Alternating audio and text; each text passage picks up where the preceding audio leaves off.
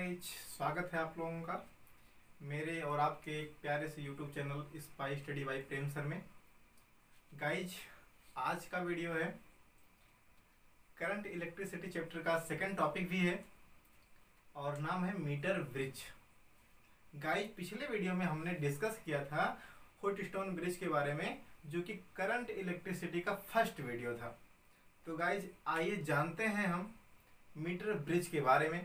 पिछले वीडियो में ही हमने मेंशन कर दिया था कि व्हाइटस्टोन ब्रिज के एप्लीकेशंस में आपके दो टॉपिक को रखा गया है, दो एप्लीकेशंस को रखा गया है। फर्स्ट है post office box and second है मीटर ब्रिज। तो गाइज, आज हम लेके आए हैं आपके मीटर ब्रिज के टॉपिक को। तो आइए जानते हैं और स्टार्ट करते हैं इस वीडियो को। बहुत ही प्यारा सा वीडियो होने वाला है दोस्तों, और आप लोगों को बिना स्किप किए अंत तक देखना है वीडियो। बहुत ही फनी वीडियो होने वाला है दोस्तों। आइए जानते हैं क्या होता है। तो गाइज, मीटर ब्रिज एक इलेक्ट्रिकल इंस्ट्रूमेंट होता है। इलेक्ट्रिकल इंस्ट्रूमेंट होता है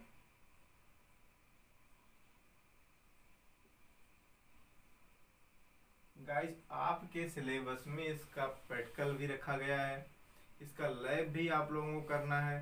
तो दोस्तों, आइए जानते हैं इस टॉपिक के बारे में। ये एक इलेक्ट्रिकल इंस्ट्रूमेंट होता है।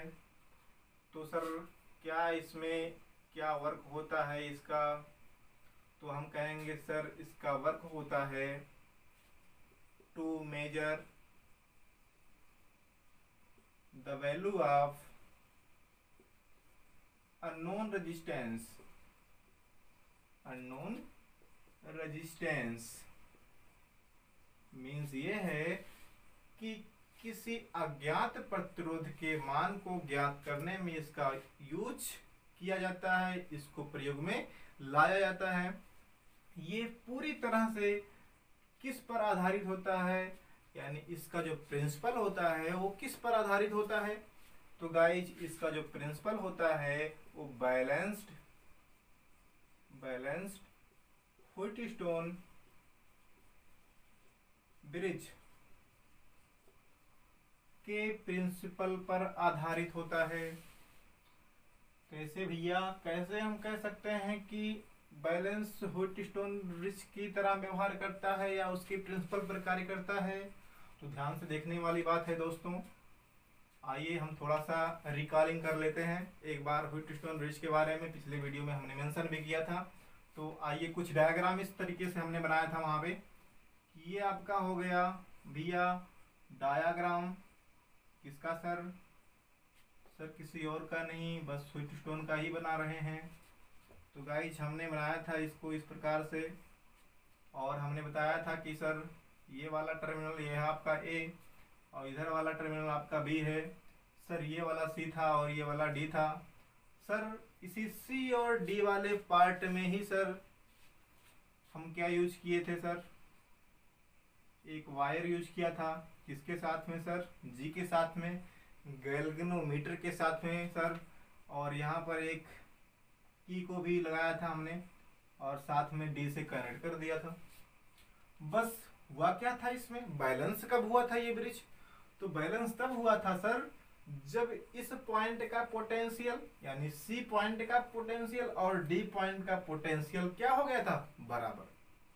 यानी इस जी वाले गैल्वेनोमीटर में कोई भी डिफ्लेक्शन नहीं था, कोई विक्षेप नहीं था। यानी इस पूरे वायर में जो करंट IG होगा उसकी वैल्यू जो हो जाएगी सर वो 0 हो जाएगी।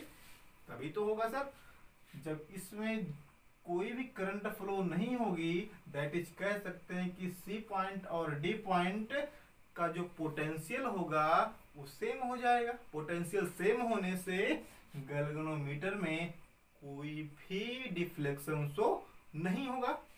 दैट इज उसकी जो सुई होगी वो पूरी तरह से सीधी हो जाएगी, राइट। तो गाइस, अब हम बात कर लेते हैं कि इसके बैलेंस कंडीशन में नो डिफ्लेक्शन शो हुआ था गैल्वेनोमीटर में। तो इसी प्रकार के जितने भी इंस्ट्रूमेंट ऐसे होते हैं जिसमें नो डिफ्लेक्शन शो हो, मतलब नो डिफ्लेक्शन शो करने वाले जितने भी ऑपरेटर्स होते हैं ये सभी के सभी ऑपरेटर्स एक्यूरेट वैल्यू देते हैं। मीन्स इसमें एरर आने की संभावना बहुत ही कम होती है। तो आइए अब हम जान लेते हैं कि किस प्रकार से मीटर ब्रिज व्हीटस्टोन ब्रिज के प्रिंसिपल पर आधारित होती है। राइट, तो आइए बच्चों हम बात कर लेते हैं कि आपका जो मीटर ब्रिज होता है उसकी क्या संरचना होती है, क्या उसकी डिजाइन होती है और किस प्रकार से हम उसमें किसी अननोन रेजिस्टेंस की वैल्यू को फाइंड करते हैं। तो बच्चों मीटर ब्रिज में सबसे पहले तो एक वायर होता है, एक वायर होता है बच्चों। ये वायर की जो लेंथ होती है वो 1 मीटर की होती है, 1 मीटर की होती है।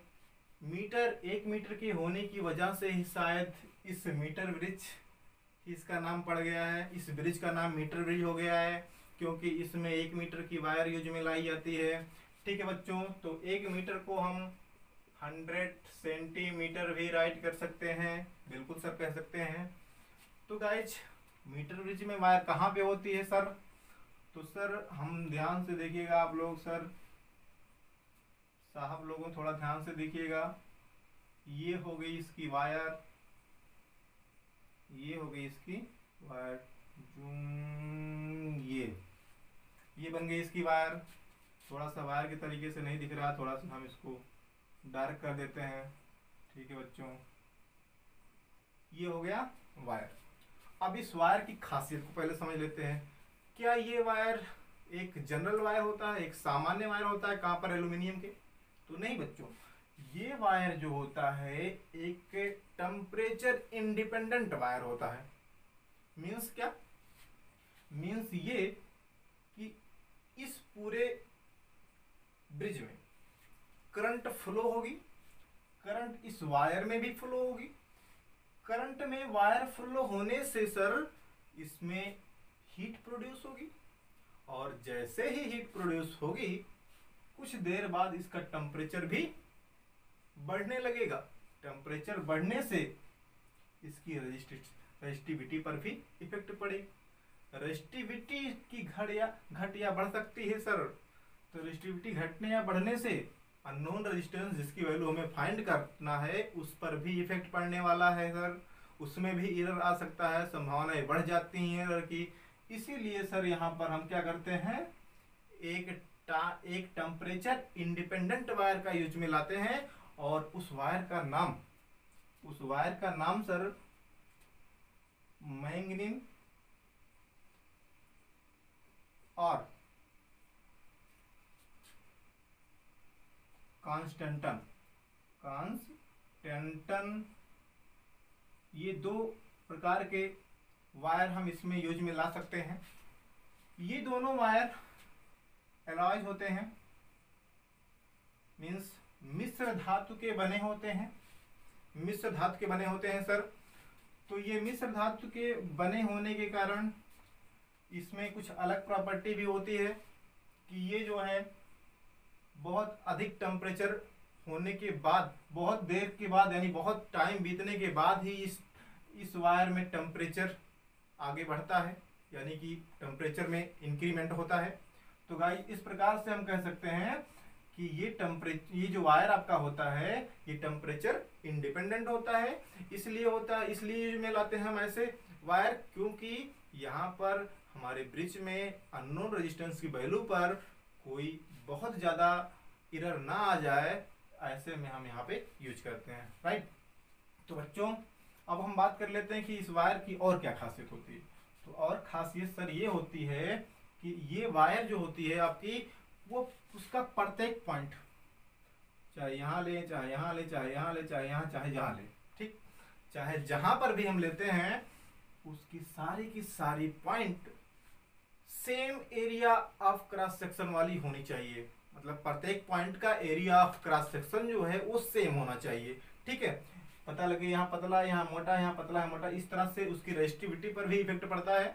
और इसीलिए हम इस वायर की जो लंबाई होती है 1 मीटर के साथ में एलॉयज यूज करते हैं। एलॉयज में ये दोनों वायर में से कोई भी किसी भी प्रकार का वायर इसमें यूज में दोनों में से ला सकते हैं। और इसकी एरिया ऑफ क्रॉस सेक्शन क्या होती है बच्चों, सेम होनी चाहिए प्रत्येक पॉइंट का।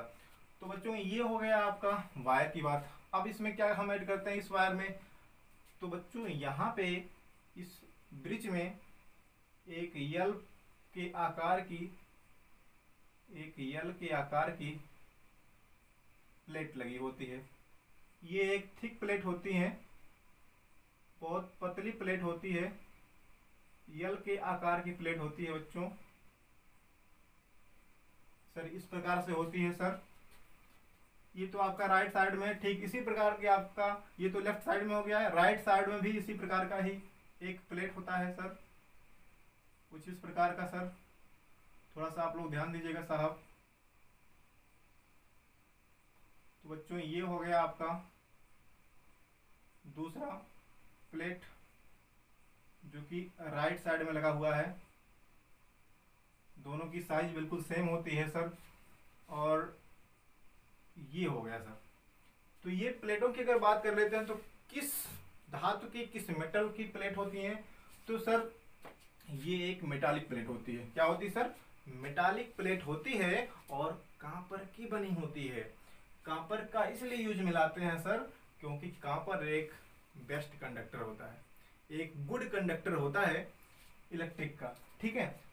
तो बच्चों सबसे अच्छी अगर बात करते हैं तो सिल्वर होता है, आपको भी पता है सर। अब ये प्रैक्टिकल अगर अंबानी, टाटा, बिरला जैसे लोगों को करना हो तो भैया वो तो यहाँ पे कॉपर तो नहीं यूज करेंगे बिल्कुल भी। यहाँ पर वो क्या यूज करेंगे, चांदी का यूज करेंगे। भाई उनकी पॉकेट मनी ज़्यादा है हम लोगों से, तो जाहिर सी बात है वहाँ पे कि भैया अंबानी साहब लोग अगर मीटर ब्रिज का प्रैक्टिकल करेंगे तो यहाँ पे चांदी यूज करेंगे, चांदी की प्लेट यूज करेंगे। तो बात खैर, यहाँ तीसरी प्लेट होती है सर, ये ठीक उसी प्रकार की जैसे ये कॉपर होती है, उसी कॉपर की प्लेट यहाँ पे तीसरी होती है। यहाँ पे तीसरी बीच में, इन दोनों के बीच में बिल्कुल लगी। इस तीसरी प्लेट से और यहाँ से ये जो राइट लेफ्ट साइड में लगा है प्लेट, यहाँ से दोनों के बीच में एक हमारा रेजिस्टेंस बॉक्स जुड़ा होता है, एक रेजिस्टेंस बॉक्स जुड़ा होता है इस प्रकार से। ये साहब हो गया आपका रेजिस्टेंस बॉक्स, ठीक है। इसको इस प्रकार से हम दिखा देते हैं रेजिस्टेंस बॉक्स को। इसमें ढेर सारी पिनें होती हैं। ओके गाइज, बच्चों ये हो गया हमारे पास रेजिस्टेंस बॉक्स, आर नाम दे देते हैं, आर, राइट।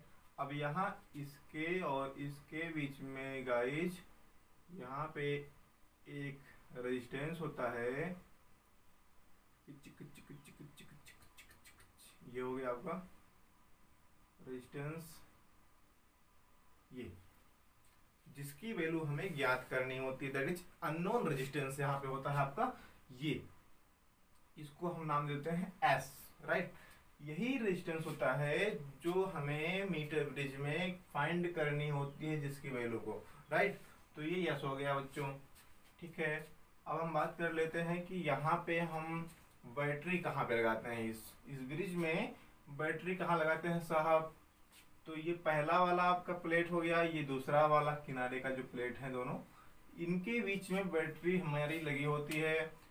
बैटरी को हम फिक्स किए होते हैं। लेकिन बच्चों अब देखिए, यहाँ से यहाँ इस प्रकार से हम लगा सकते हैं, और ऐसा नहीं कि जो है और कहीं नहीं लगा सकते हैं। बिल्कुल बच्चों, यहाँ से इस प्रकार से नीचे भी हम आप इसको लगा सकते हैं बैटरी को। तो साहब आइए देखते हैं किस प्रकार से हम लगाते हैं। ये हो गया, और यहाँ से देखेंगे ये, और इस प्रकार से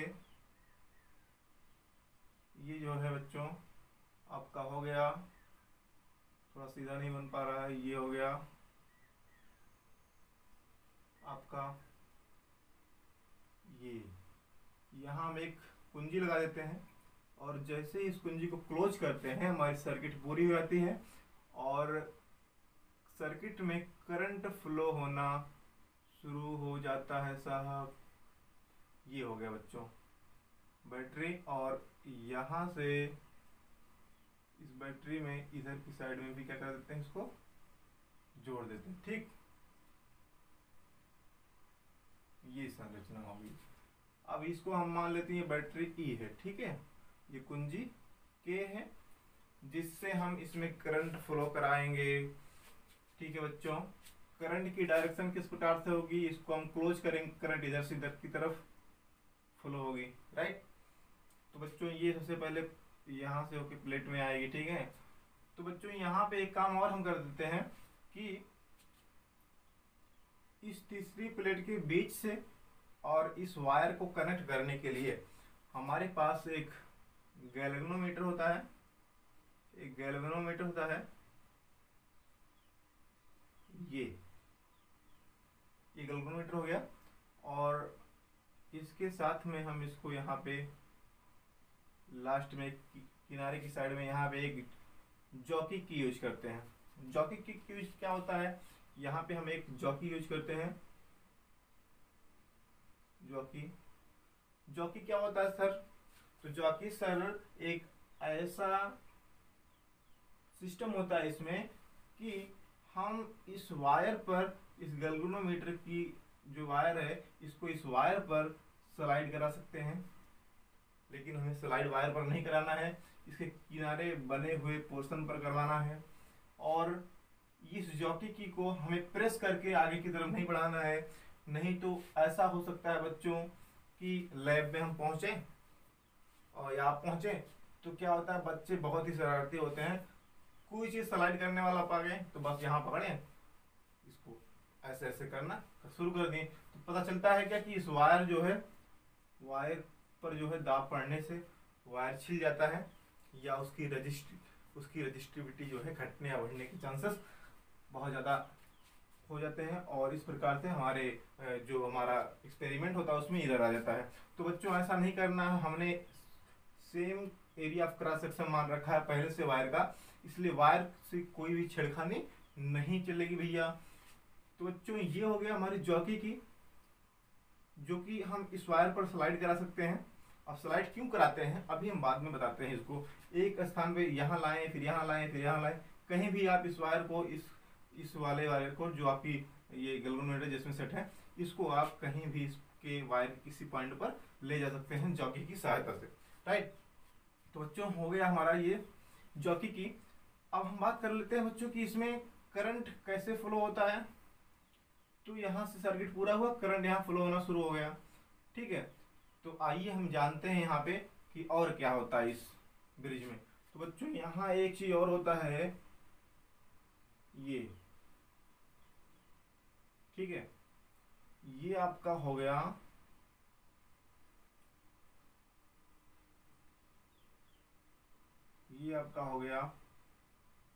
मीटर स्केल, राइट। ये आपका पैमाना होता है, आप लोग जानते होंगे, इसको पढ़ना भी सीखे होंगे आप लोग, देखना भी जानते होंगे, क्योंकि आप लोग बड़े हो गए भैया, आप साहब आप लोग बड़े हो चुके हैं। ये बच्चों हो गया मीटर स्केल, राइट। अब मीटर स्केल का क्या यूज यहाँ पे है अभी हम आगे पढ़ेंगे इसमें। तो बच्चों इसमें सारी चीजें, अब ये हो गई इसकी संरचना या कंस्ट्रक्शन कह सकते हैं। इसमें और कुछ नहीं करना हमको, बस संरचना बनकर तैयार है आपकी।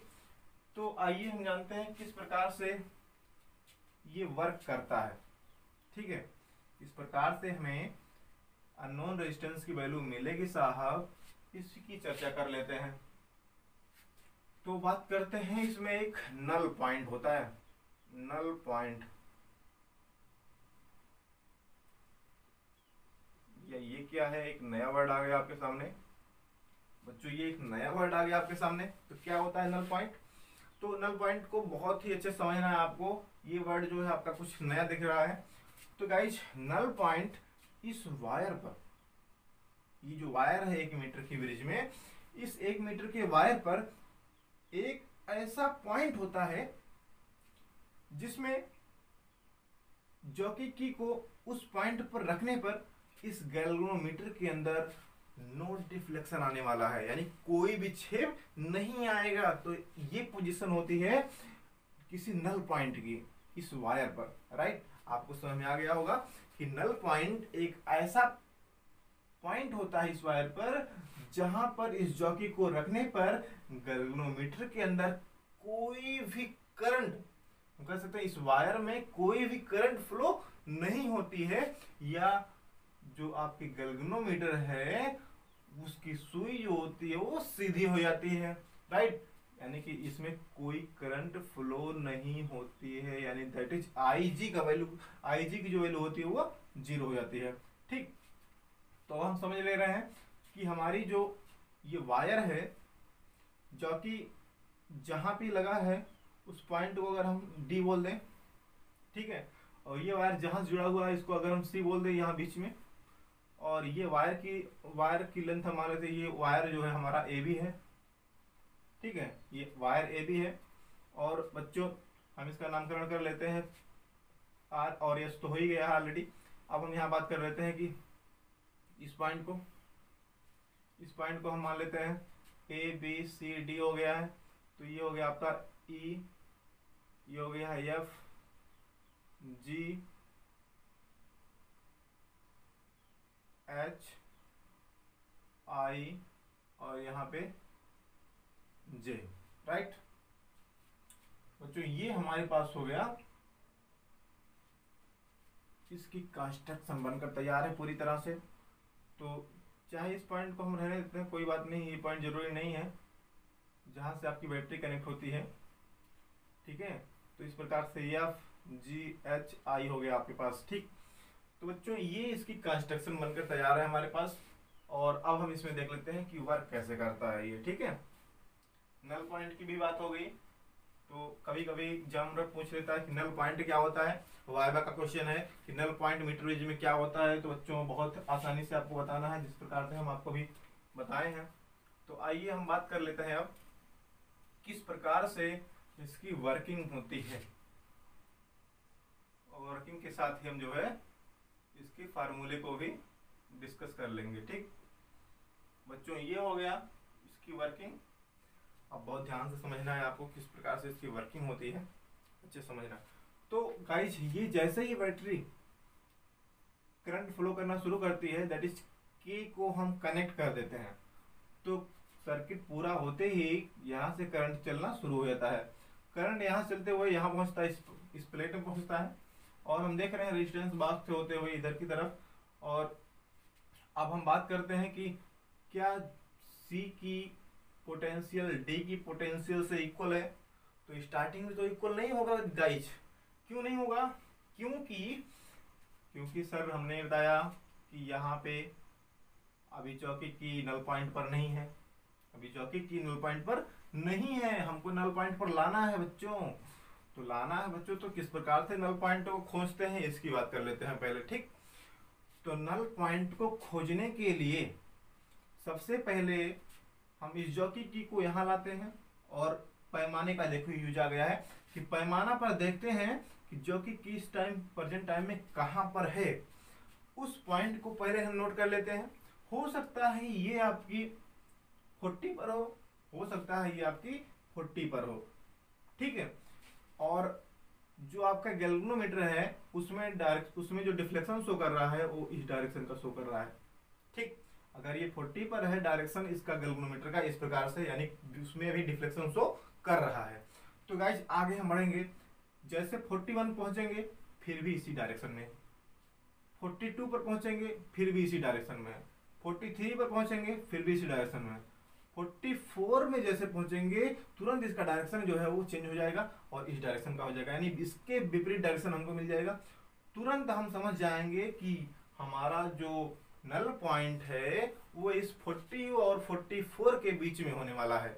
बच्चों ये होता है तरीका निकालने का नल पॉइंट, कि जिस डायरेक्शन जहां पे भी चेंज हुआ वहीं पर हम समझ लेंगे साहब कि हमारी उसी के बीच में नल पॉइंट होने वाली है, यानी उसी के बीच में एक ऐसा पॉइंट है जहां पर इस जॉकी की को ले जाने पर इस जी के अंदर में कोई भी डिफ्लेक्शन शो नहीं करेगा बच्चों। दैट इज कह सकते हैं इसमें करंट का मान 0 हो जाएगा, दैट इज सी और डी की पोटेंशियल सेम हो जाएगी, राइट। तो बच्चों ये होता है नल पॉइंट की बात। तो नल पॉइंट खोजना आ गया। अब ये जैसे ही नल पॉइंट मिल जाएगा, सपोज कर लेते हैं हम कि इस डी पॉइंट पर इसका नल पॉइंट मौजूद है, ठीक है। तो बच्चों अब इसकी लेंथ हमने मान रखी है पहले कितना, 1 मीटर बच्चों, या फिर कह सकते हैं कितना, 100 सेंटीमीटर गाइज। तो बच्चों मान लेते हैं ये हो गई इसकी लेंथ यल, ठीक, यल हो गई, मतलब ए से लेकर के डी तक की जो लेंथ है वो हम यल मान लेते हैं कि ए से यल दूरी पर डी कोई पॉइंट है जो कि नल पॉइंट उस पे उपस्थित होगा, डी पर नल पॉइंट उपस्थित होगा।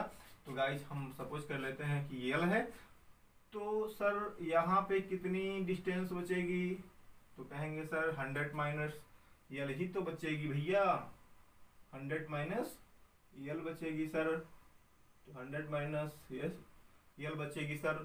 तो हम बात कर लेते हैं कि इसकी रेजिस्टेंस क्या होगी, इस पूरे वायर की रेजिस्टेंस क्या होगी, इसकी लेंथ हो गई 100 माइनस यल, इसकी हो गई यल, तो इसकी और इसकी अलग अलग रेजिस्टेंस होगी।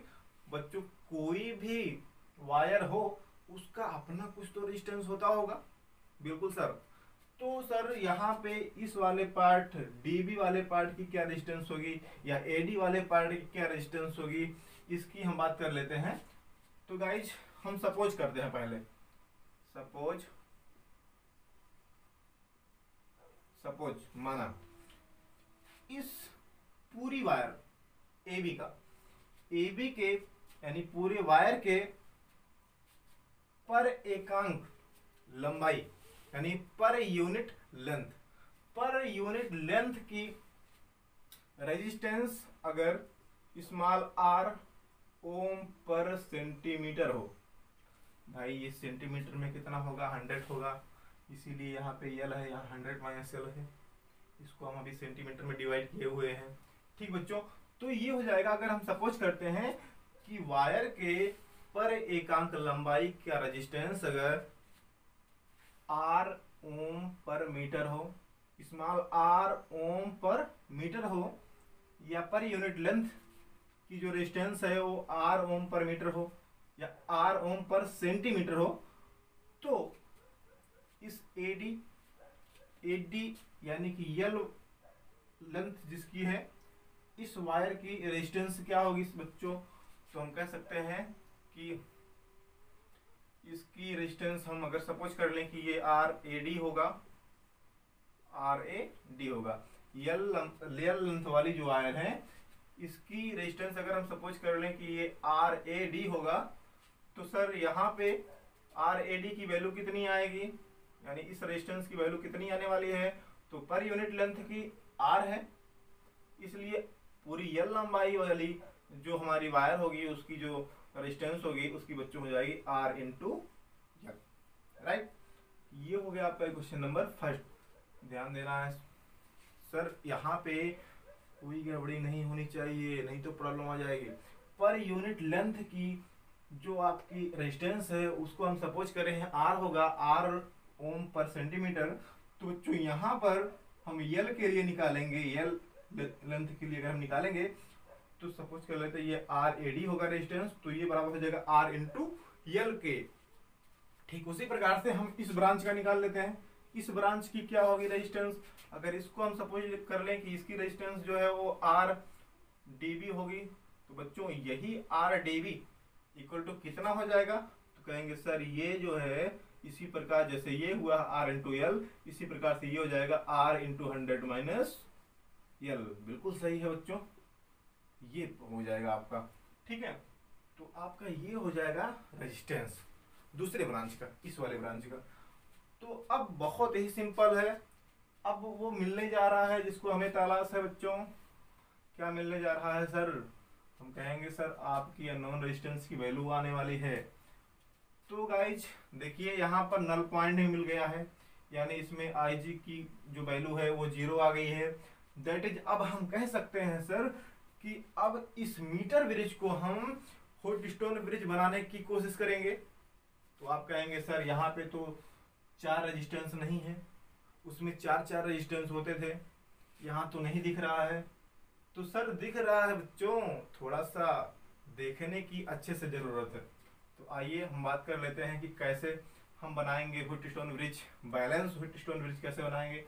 तो बच्चों ये आपको याद रहेगा, इसलिए याद कर रहे हैं क्योंकि ये आपका जो है मिटाने हम जा रहे हैं। तो ये हो गया आपका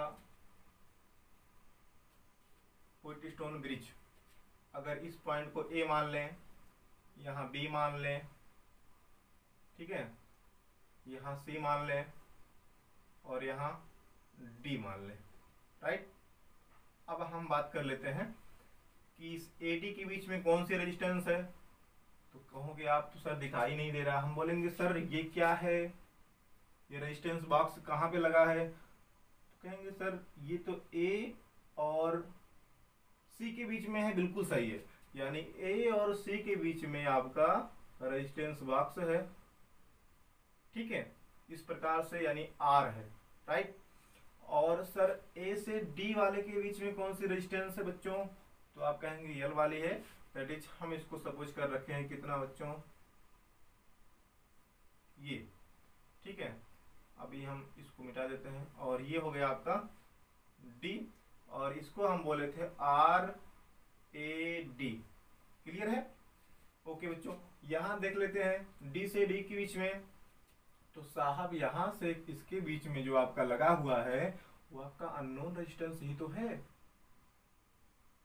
सर यहाँ पे आपका अननोन रेजिस्टेंस ही तो है, यानी यस की वैल्यू है जो हमें फाइंड करनी है, वो यहाँ पे लगा हुआ है बच्चों। अब यहाँ बात कर लेते हैं, यहाँ से यहाँ तक के बीच में साहब क्या लगा हुआ है, कोई रेजिस्टेंस है क्या। कहेंगे जी सर बिल्कुल है। कौन से है सर, तो आप कहेंगे सर यहाँ पे आर डी बी वाली रेजिस्टेंस है, यानी 100 माइनस यल लेंथ वाली जो वायर है उसकी रेजिस्टेंस यहाँ पे है। तो जी बिल्कुल ठीक है सर। अब हम बात कर लेते हैं क्या यहाँ पे गैल्वेनोमीटर भी है, तो कहेंगे जी सर गैल्वेनोमीटर ये हो गया। ओके ओके बिल्कुल सर, यहाँ पे जी हो गया है गैल्वेनोमीटर, और इस प्रकार से हमारा जो बैलेंस व्हीटस्टोन ब्रिज है वो बन गया है। बैलेंस क्यों सर, क्योंकि नल पॉइंट पर है डी, डी नल पॉइंट पर है, इसलिए इस जी में कोई डिफ्लेक्शन शो नहीं करेगा, यानी इसमें आई जी की जो वैल्यू होगी वो बच्चों जीरो होगी, जीरो होगी, बिल्कुल सही है। तो आइए अब ये हमारा बनकर तैयार है Wheatstone bridge, balance Wheatstone bridge की तरह ही तो है बच्चों, बिल्कुल। तो बहुत ही आसान तरीके से हम आपको बता रहे हैं, ये आपकी हो जाएगी व्हीटस्टोन ब्रिज। बस कुछ नहीं करना है, हमें अब वो अप्लाई कर देना है जो बैलेंस व्हीटस्टोन ब्रिज में करते आ रहे हैं। दैट इज उसकी बैलेंस कंडीशन की क्या शर्त होती है। तो आप कहेंगे sir P by Q equal to R by S होता है, तो यहाँ भी भैया वही कर दो अप्लाई, कुछ नहीं करना है बच्चों, बस अप्लाई कर देना है। क्या अप्लाई कर देना है, बैलेंस कंडीशन, राइट। इस फिगर में बैलेंस कंडीशन को अप्लाई कर देना है बच्चों। बैलेंस, अच्छा एक बात हमको बताइए आप लोग कि ये गैल्वेनोमीटर से आप क्या समझ रहे हैं, क्या ये धारा मापी है या ये करंट को मेजर करता है। नहीं बच्चों, जी जो होता है वो सिर्फ करंट को डिटेक्ट करता है। मीन्स ये है कि किसी वायर में करंट फ्लो हो रही है कि नहीं फ्लो हो रही है, इसकी जानकारी हमें देता है, इसकी सूचना हमें देती है। ये नहीं बताता है कि ये इतने ओम की करंट यहाँ पे या इतने एम्पियर की करंट यहाँ पे फ्लो हो रही है बच्चों, ऐसा कुछ नहीं बताता हमें। बस इतना बताता है कि किसी वायर में करंट है या नहीं है, ठीक है, इसकी हमें बात करता है, ये इसकी हमें वो जो है मान देता है वो, ठीक है। तो बच्चों आइए बात करते हैं कि कैसे हम इसमें बैलेंस कंडीशन अप्लाई करेंगे। तो ये हो जाएगा P by Q equal to R by S, यही तो होता आ रहा है सॉरी। तो बच्चों ये सर आपका होने वाला है P बाई क्यू, यानी यहाँ पे P के स्थान पे क्या है, R है बच्चों, R लिख लीजिए, अपान Q के स्थान पर R A D है, ठीक है। और ये इक्वल टू हो जाएगा R बाई एस, मीन्स यहाँ पे यस है पहले से ही, और यहाँ पर क्या है R D B। Okay sir, यहाँ पे आपका बैलेंस कंडीशन आ गया है, बस वैल्यू पुट कर दीजिए सर। वैल्यू कैसे पुट करेंगे सर, R की वैल्यू, ये रेजिस्टेंस बॉक्स है, कोई बात नहीं, R इसको ऐसे ही रेजिस्टेंस बॉक्स है तो क्या हुआ, इसमें डरने वाली बात नहीं है। R हो जाएगा यहाँ पे, R के स्थान पे अपान R AD, R A D की वैल्यू हमें कुछ आई थी सर, कितना आई थी सर, हम बोलेंगे सर आर एल ही तो आई थी बच्चों, तो ये हो जाएगा आपका आर एल, ये इक्वल टू हो जाएगा यस। अब यस क्या, कोई जादू थोड़ी ना इसमें रखा है, कुछ जादू थोड़ी ना करना है, बस यस है। तो यस एक अननोन रेजिस्टेंस है जिसकी वैल्यू हमें फाइंड करनी है, तो बिल्कुल हम उसको उसी प्रकार से रख देते हैं अपन R D V, R D मतलब 100 माइनस यल वाले वायर की क्या रेजिस्टेंस होगी, तो हमने ऑलरेडी पहले से निकाल रखा है कि R इंटू 100 माइनस यल, राइट। तो बच्चों ये हो गया आपकी इसकी वैल्यू। हम देख रहे हैं दोनों तरफ R है, तो कोई बात नहीं है, कोई डरने वाली बात नहीं है, हम कैंसिल आउट कर देंगे, पूरी तरह से खत्म ही कर देंगे, ठीक है। तो आइए बात कर लेते हैं आगे क्या बच रहा है इसमें। तो बच्चों इसमें बच रहा है कि R अपान यल है, तो बच्चों यही डायरेक्ट तुम निकाल लेंगे यस की वैल्यू, क्या होती है यस की वैल्यू। तो यस इक्वल टू अगर निकालेंगे तो ये बराबर हो जाएगा आर इंटू 100 माइनस यल, और अपान जो है कितनी आएगी यल। बच्चों ये जो है आपकी वैल्यू आ गई अननोन रेजिस्टेंस की। तो बच्चों इसी में हम क्या करेंगे, आर की वैल्यू हमें पता हो जाएगी, कैसे पता होगी सर, इस रेजिस्टेंस बॉक्स से जितने ओम की पिन को हम निकालेंगे वही आर की वैल्यू हो जाएगी। और 100 की वैल्यू, 100 क्या 100 तो आपका 100 मीटर 100 सेंटीमीटर है ही है ये ऑलरेडी, माइनस यल। अब यल जो है आपकी इस मीटर स्केल से आप देख लेंगे कि हमारी यल लेंथ कितनी है, या कितने मीटर के बाद कितनी सेंटीमीटर के बाद हमारी जो जॉकी की है उसको रखने पर वायर पे वो नल पॉइंट पर आ जा रही है। तो इस प्रकार से यल की वैल्यू हमें पता हो जाएगी, और अंत में हम यस की वैल्यू को फाइंड कर लेंगे, इसकी वैल्यू आ जाएगी भैया ओम में, ठीक है सर। तो ये आपकी हो गई मीटर ब्रिज की सारी बातें, क्लियर है जी बच्चों, क्लियर है।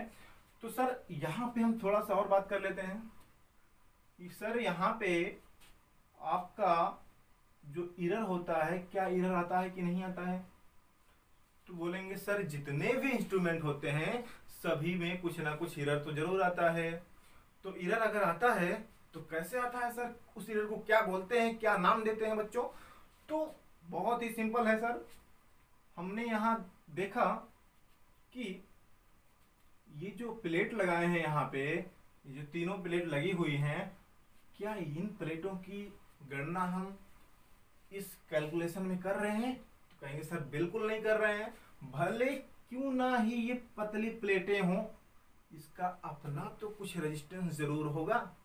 तो बिल्कुल सही बात है बच्चों, इसी की रेजिस्टेंस की वजह से हमारे इस यस के वैल्यू में थोड़ा सा एरर आने वाला है, और इस एरर को ही हम बोलते हैं इंड एरर। क्या बोलते हैं बच्चों यहाँ पे, इंड एरर। कई बार एग्जाम में पूछा भी गया है एग्जामिनर के द्वारा वाइवा में कि भैया मीटर ब्रिज में कौन सा एरर होता है, तो कहेंगे भैया इंड एरर होता है। हिंदी में बोलेंगे तो इसका नाम है अंत्य त्रुटि, ठीक है, अंत्य त्रुटि। अंत्य त्रुटि होती है इसमें, कैसे दूर किया जाता है इसका भी तो आपका कुछ उपाय होता होगा। बिल्कुल बच्चों, देखिए सबसे पहले हम यस की वैल्यू को निकालेंगे, इसकी यस की एवरेज वैल्यू कैसे आएगी। तो बच्चों यहाँ पे अलग अलग रेजिस्टेंस को निकालेंगे, यानी अलग अलग ओम के रेजिस्टेंस को यहाँ से पिन से निकालेंगे और अलग अलग हम यस की वैल्यू को प्राप्त करेंगे। और एक समय ऐसा आएगा जब यस की कई सारी वैल्यू हो जाएंगे।